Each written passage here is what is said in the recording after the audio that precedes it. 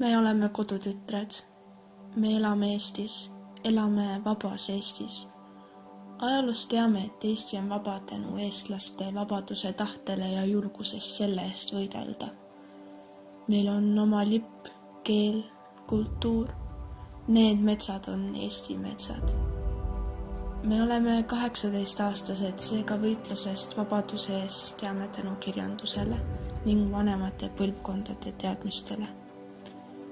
Täna aga võime me minna magama teades, et meie pered ja sõbrad elame turvalises Eestis. Meil on NATO. Olles NATO liikmesriik, on meie selja taga 28 riiki, kes vajadusel meid kaitsevad, kes vajadusel aitavad kaitsta seda lippu, neid metsi. Olles riigikaitsega tihedalt seotud, teame me, kui tähtis on see, et meie riigi inimestel oleks eelkõige ise tahtmine seda riiki kaitsta. Kui tähtis on panustada riigikaitsesse.